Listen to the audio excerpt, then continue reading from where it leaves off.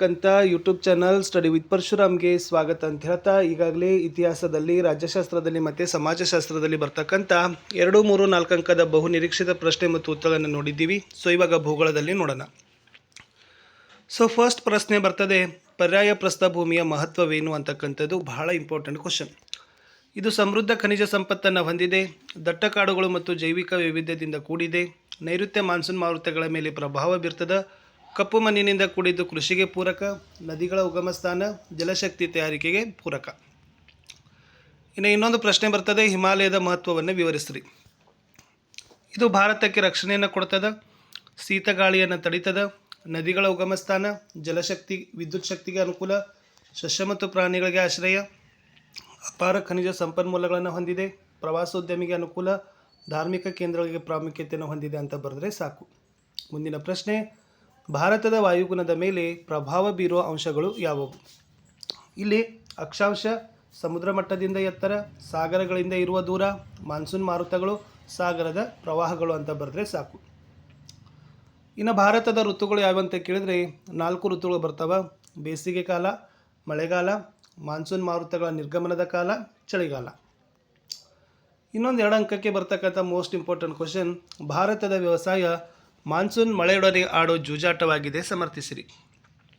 ಇಲ್ಲಿ ಈ ಮಾರುತಗಳು ದೇಶದ ವ್ಯವಸಾಯವನ್ನು ನಿಯಂತ್ರಣ ಮಾಡ್ತಾವೆ. ಈ ಮಳೆ ವಿಫಲವಾದರೆ ಬರಗಾಲ ಬರ್ತದೆ, ಅತಿ ಹೆಚ್ಚಾದಾಗ ಪ್ರವಾಹ ಬರ್ತದೆ, ಪ್ರಾಣಹಾನಿ ಮತ್ತು ಆಸ್ತಿ ಹಾನಿ ಉಂಟು ಮಾಡ್ತದೆ ಅಂತ ಬರೆದ್ರೆ ಸಾಕು.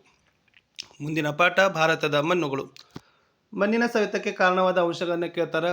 ಅರಣ್ಯದ ನಾಶ, ಅತಿಯಾಗಿ ಮೇಯಿಸೋದು, ಅವೈಜ್ಞಾನಿಕ ಬೇಸಾಯ ಪದ್ಧತಿ, ಇಟ್ಟಿಗೆ ಮತ್ತು ಹಂಚು ತಯಾರಿಕೆ ಮಾಡ್ತಕ್ಕಂಥ ಕೆಲಸ. ಇನ್ನು ಮಣ್ಣಿನ ಸವೆತದ ದುಷ್ಪರಿಣಾಮಗಳು ಕೂಡ ಕೇಳ್ತಾರೆ. ಪ್ರವಾಹದ ಉಂಟಾಗುವಿಕೆ, ನದಿಗಳ ಪಾತ್ರ ಬದಲಾವಣೆ, ಕಡಿಮೆ ನೀರಿನ ಸಂಗ್ರಹಣಾ ಸಾಮರ್ಥ್ಯ, ನೀರಿನ ಕಡಿಮೆ ಇಂಗುವಿಕೆ, ಸ್ವಾಭಾವಿಕ ಚಿಲುಮೆಗಳ ಬತ್ತುವಿಕೆ, ಕೃಷಿ ಉತ್ಪಾದನೆ ಕುಂಠಿತ ಅಂತ ಬರೆದ್ರೆ ಸಾಕು. ಇನ್ನೊಂದು ಪ್ರಶ್ನೆ ಬರ್ತದೆ, ಮಣ್ಣಿನ ಸವೆತ ತಡೆಗಟ್ಟುವ ವಿಧಾನಗಳು. ಇದನ್ನು ಇಳಿಜಾರಿಗೆ ಅಡ್ಡಲಾಗಿ ಉಳುಮೆ ಮಾಡೋದು, ಅಡ್ಡ ಬದುಗಳ ನಿರ್ಮಾಣ ಮಾಡೋದು, ಹಂತ ಹಂತ ಕೃಷಿ ಕ್ಷೇತ್ರಗಳ ನಿರ್ಮಾಣ ಮಾಡೋದು, ಅರಣ್ಯ ನಾಶದ ತಡೆಯೋದು, ಅರಣ್ಯಗಳ ಬೆಳವಣಿಗೆಗೆ ಪ್ರೋತ್ಸಾಹ, ಅತಿಯಾಗಿ ಮೇಯಿಸೋದನ್ನು ನಿಯಂತ್ರಣ ಮಾಡೋದು, ನೀರಿನ ಯೋಜಿತ ಬಳಕೆ, ಚೆಕ್ ಡ್ಯಾಮ್ಗಳ ನಿರ್ಮಾಣ. ಇನ್ನು ಮಣ್ಣಿನ ವಿಧಗಳನ್ನು ಕೇಳಿದ್ರೆ ಮೆಕ್ಕಲು ಮಣ್ಣು, ಕಪ್ಪು ಮಣ್ಣು, ಕೆಂಪು ಮಣ್ಣು, ಮರುಭೂಮಿ ಮಣ್ಣು ಮತ್ತು ಪರ್ವತ ಮಣ್ಣು ಅಂತ ಬರೆದ್ರೆ ಸಾಕು. ಇನ್ನು ಭಾರತದಲ್ಲಿ ಕಂಡುಬರ್ತಕ್ಕಂಥ ಅರಣ್ಯದ ಪ್ರಕಾರಗಳ ಮೇಲೆ ಕೂಡ ಪ್ರಶ್ನೆ ಬರ್ತದೆ. ಅದು ನಿತ್ಯ ಹರಿದ್ವರ್ಣದ ಅರಣ್ಯ, ಎಲೆ ಉದುರಿಸುವ ಮಾನ್ಸೂನ್ ಅರಣ್ಯ, ಉಷ್ಣವಲಯದ ಹುಲ್ಲುಗಾವಲು ಅರಣ್ಯ, ಮ್ಯಾಂಗ್ರೋವ್ ಅರಣ್ಯ, ಮರುಭೂಮಿ ಅರಣ್ಯ, ಹಿಮಾಲಯದ ಅಲ್ಪೈನ್ಸ್ ಅರಣ್ಯ ಅಂತಕ್ಕಂಥದ್ದು ಇಂಪಾರ್ಟೆಂಟ್. ಹಾಗಾದ್ರೆ ಭಾರತದಲ್ಲಿ ಅರಣ್ಯ ನಾಶಕ್ಕೆ ಮುಖ್ಯ ಕಾರಣಗಳು ಏನು? ಒಂದೇದೇನಪ್ಪ ಅಂದರೆ ವ್ಯವಸಾಯದ ವಿಸ್ತರಣೆ, ಹೈನುಗಾರಿಕೆ, ರಸ್ತೆ ಮತ್ತು ರೈಲು ಮಾರ್ಗಗಳು, ನೀರಾವರಿ ಯೋಜನೆಗಳ ನಿರ್ಮಾಣ, ಕಾಡ್ಗಿಚ್ಚು, ಗಣಿಗಾರಿಕೆ. ಇನ್ನು ಅರಣ್ಯ ಸಂರಕ್ಷಣೆಗೆ ಯಾವೆಲ್ಲ ಕ್ರಮಗಳನ್ನು ಕೊಡ್ಬೋದಂದ್ರೆ, ಘರ್ಷಿತ ಮರಗಳನ್ನು ತೆಗೆದುಹಾಕಬೇಕು, ರೋಗಗಳ ನಿಯಂತ್ರಣ ಮಾಡಬೇಕು, ಸಸಿ ನೆಡಬೇಕು, ಬೀಜಗಳನ್ನು ಹರಡಿಸಬೇಕು, ಮರ ಕಡಿಯೋದನ್ನು ನಿಯಂತ್ರಿಸಬೇಕು, ಮೇಯಿಸೋದನ್ನು ನಿಯಂತ್ರಿಸಬೇಕು, ಮರ ನೆಡಲು ಪ್ರೋತ್ಸಾಹಿಸಬೇಕು, ಜನರಿಗೆ ತಿಳುವಳಿಕೆಯನ್ನು ಕೊಡಬೇಕು. ಇನ್ನು ಅರಣ್ಯಗಳ ಮಹತ್ವ ಅಂತ ಒಂದು ಪ್ರಶ್ನೆ ಬರ್ತದೆ. ಇಲ್ಲೇನು ಬರೀತೀರಂದ್ರೆ, ಶುದ್ಧ ವಾಯು ಆಹಾರ ಮೇವನ್ನು ಪೂರೈಸ್ತದೆ, ಮಳೆ ತರಲು ಪ್ರೋತ್ಸಾಹ ಕೊಡ್ತದೆ, ಮಣ್ಣಿನ ಸವೆತ ನಿಯಂತ್ರಣ, ಪ್ರಾಣಿ ಪಕ್ಷಿಗಳಿಗೆ ಆಶ್ರಯ ತಾಣ, ಔಷಧೀಯ ಸಸ್ಯಗಳ ಆಗರ, ಪ್ರವಾಸಿಗರ ಆಕರ್ಷಣೆ, ಉದ್ಯೋಗಾವಕಾಶ ಕೊಡ್ತದೆ, ಜೈವಿಕ ಪರಿಸರದ ಸಮತೋಲನವನ್ನು ಕಾಪಾಡ್ತದೆ. ಯಾವುದಪ್ಪ ಅಂದ್ರೆ ಅರಣ್ಯಗಳು. ಇದು ಇಂಪಾರ್ಟೆಂಟ್ ಇತ್ತು, ನೋಡ್ಕೊಂಡು ಹೋಗ್ರಿ. ಇನ್ನು ಭಾರತದ ಭೂಬಳಕೆ ಮತ್ತು ಕೃಷಿ ಪಾಠಕ್ಕೆ ಬಂದಾಗ, ಭೂಬಳಕೆ ಅಥವಾ ಬೆಳೆ ಮಾದರಿ ನಿರ್ಧಾರಕ ಅಂಶಗಳು ಅಂತ ಕೇಳ್ತಾರೆ. ಇಲ್ಲಿ ಭೂ ಸ್ವರೂಪಗಳು ಬರ್ತದೆ, ವಾಯುಗುಣ, ಮಣ್ಣಿನ ಲಕ್ಷಣಗಳು, ಭೂ ಹಿಡುವಳಿ, ಮಾರುಕಟ್ಟೆ, ತಾಂತ್ರಿಕತೆ, ನೀರಾವರಿ ಸೌಲಭ್ಯ, ಜನರ ಮನೋಭಾವ. ಇನ್ನು ಭಾರತದಲ್ಲಿ ಭೂಬಳಕೆ ಪ್ರಕಾರಗಳು ಬಂದಾಗ, ಅದು ನಿವ್ವಳ ಸಾಗುವಳಿ ಕ್ಷೇತ್ರ, ಅರಣ್ಯದ ಭೂಮಿ, ವ್ಯವಸಾಯೇತರ ಭೂಬಳಕೆ, ಬೀಳು ಭೂಮಿ, ಹುಲ್ಲುಗಾವಲು, ಬಳಕೆಯಾಗದ ಕೃಷಿ ಯೋಗ್ಯ ಭೂಮಿ. ಇನ್ನು ಕೃಷಿ, ಸಾರಿಗೆ ಅಥವಾ ಕೈಗಾರಿಕೆ, ಈ ಮೂರರದು ಪ್ರಾಮುಖ್ಯತೆಯನ್ನು ಕೇಳ್ತಾರೆ. ಅವಾಗ ಏನು ಬರಿಬೇಕಂದ್ರೆ, ಕೃಷಿ ಅಭಿವೃದ್ಧಿ, ಕೈಗಾರಿಕೆ ಅಭಿವೃದ್ಧಿ, ವ್ಯಾಪಾರದ ಅಭಿವೃದ್ಧಿ, ಉದ್ಯೋಗದ ಹೆಚ್ಚಳ, ಆದಾಯ ಹೆಚ್ಚಳ, ಜನರಿಗೆ ಆಹಾರ ಒದಗಿಸೋದು, ಪ್ರವಾಸಕ್ಕೆ ಅನುಕೂಲ, 3 ವಲಯಗಳಿಗೆ ಅನುಕೂಲ ಅಂತಕ್ಕದ್ದನ್ನು ಬರಿಬೇಕು. ಇನ್ನು ಗೋಧಿ ಬೆಳೆಗೆ ಅಗತ್ಯವಾಗಿರ್ತಕ್ಕಂಥ ಭೌಗೋಳಿಕ ಅಂಶಗಳು, 10 ಡಿಗ್ರಿ ಸೆಲ್ಸಿಯಸ್ನಿಂದ 15 ಡಿಗ್ರಿ ಸೆಲ್ಸಿಯಸ್ ಉಷ್ಣಾಂಶ ಬೇಕು, 50 ರಿಂದ 70 ಸೆಂಟಿಮೀಟರ್ ವಾರ್ಷಿಕ ಮಳೆಯಾಗಬೇಕು, ಮರಳು ಮಿಶ್ರಿತ ಜೇಡಿ ಮಣ್ಣು ಅಥವಾ ಕಪ್ಪು ಮಣ್ಣು ಬೇಕು. ಬಟ್ ಹತ್ತಿ ಬೆಳೆಗೆ ಏನು ಬೇಕಪ್ಪ ಅಂತಂದ್ರೆ ಇದು ಉಷ್ಣವಲಯ ಮತ್ತು ಉಪ ಉಷ್ಣವಲಯದ ಬೆಳೆಯಾಗದ. 20 ಡಿಗ್ರಿಯಿಂದ 25 ಡಿಗ್ರಿ ಸೆಲ್ಸಿಯಸ್ ಉಷ್ಣಾಂಶ ಬೇಕು. 75ರಿಂದ 150 ಸೆಂಟಿಮೀಟರ್ ವಾರ್ಷಿಕ ಮಳೆಯಾಗಬೇಕು. ಕಪ್ಪು ಮಣ್ಣು ಮತ್ತು ಮೆಕ್ಕಲು ಮಣ್ಣು ಬೇಕು. ಇಷ್ಟು ಬರಿಬೇಕು. ಇನ್ನು ಕಬ್ಬು ಬೆಳೆಗೆ ಅಗತ್ಯವಾದ ಭೌಗೋಳಿಕ ಅಂಶಗಳಂದ್ರೆ 21ರಿಂದ 26 ಡಿಗ್ರಿ ಸೆಲ್ಸಿಯಸ್ ಉಷ್ಣಾಂಶ ಬೇಕು. 100ರಿಂದ 150 ಸೆಂಟಿಮೀಟರ್ ವಾರ್ಷಿಕ ಮಳೆ ಬೇಕು. ಕಪ್ಪು ಮಣ್ಣು ಮತ್ತು ಮೆಕ್ಕಲು ಮಣ್ಣು ಬೇಕು ಅಂತ ಬರೆದ್ರೆ ಸಾಕು. ಇನ್ನು ನೆಕ್ಸ್ಟ್ ನೋಡೋಣ ಭಾರತದ ಸಾರಿಗೆ ಮತ್ತು ಸಂಪರ್ಕ ಪಾಠ.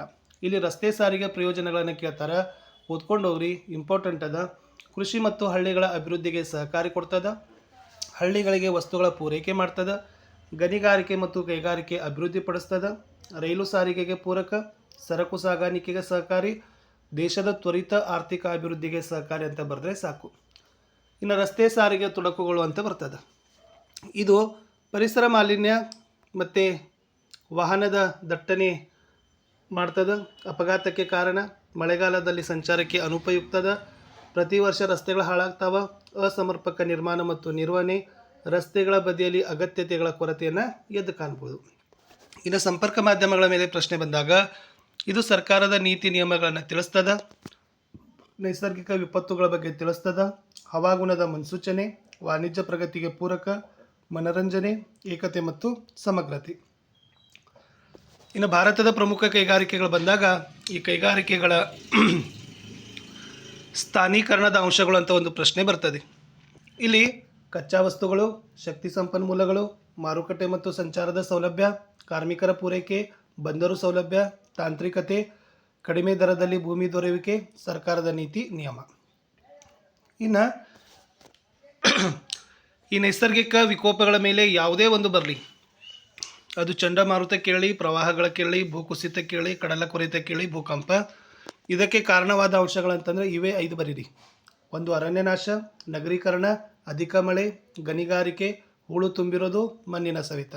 ಇನ್ನು ಇದೇ ನೈಸರ್ಗಿಕ ವಿಕೋಪಗಳ ಪರಿಣಾಮಗಳನ್ನು ಕೇಳಿದಾಗ ಜೀವಹಾನಿ, ಆಸ್ತಿ ಹಾನಿ, ಕಟ್ಟಡಗಳಿಗೆ ಧಕ್ಕೆ, ಸಾರಿಗೆ ಸಂಪರ್ಕ ಅಸ್ತವ್ಯಸ್ತ, ಬೆಳೆ ನಾಶ, ಮಣ್ಣಿನ ಸವೆತ, ವಿದ್ಯುತ್ ಸರಬರಾಜಿಗೆ ಅಡಚಣೆ. ಆಮೇಲೆ ಇವೇ ಒಂದು ನೈಸರ್ಗಿಕ ವಿಕೋಪಗಳ ಮುನ್ನೆಚ್ಚರಿಕೆ ಕ್ರಮಗಳನ್ನು ಕೇಳಿದಾಗ ಮುನ್ಸೂಚನೆ ನೀಡೋ ಕೇಂದ್ರಗಳನ್ನು ಸ್ಥಾಪಿಸಬೇಕು, ಅರಣ್ಯಗಳನ್ನು ಬೆಳೆಸಬೇಕು, ಮತ್ತು ಅಪಾಯಕಾರಿ ಸ್ಥಳಗಳಿಂದ ಜನರನ್ನು ರಕ್ಷಣೆ ಕೊಡಬೇಕು, ಸಮೂಹ ಮಾಧ್ಯಮಗಳ ಮೂಲಕ ಜನರಿಗೆ ಮಾಹಿತಿಯನ್ನು ಕೊಡಬೇಕು, ಸೇನಾ ತುಕಡಿಗಳನ್ನು ಸಿದ್ಧಗೊಳಿಸಬೇಕು, ಸಾಕಷ್ಟು ಆಹಾರ ಮತ್ತು ಉಡುಪು ಸಂಗ್ರಹಿಸಬೇಕು, ಔಷಧ ಮತ್ತು ವೈದ್ಯಕೀಯ ನೆರವಿಗೆ ಸಿದ್ಧವಾಗಿಸಬೇಕು ಅಂತ ಬರೆದ್ರೆ ಸಾಕು. ಇಷ್ಟು ನಾನು ಭೂಗೋಳದ ಎಲ್ಲ ಪ್ರಶ್ನೆಗಳನ್ನು ಕೊಟ್ಟಿದ್ದೀನಿ. ಇನ್ನು ಒಂದು ವಿಡಿಯೋ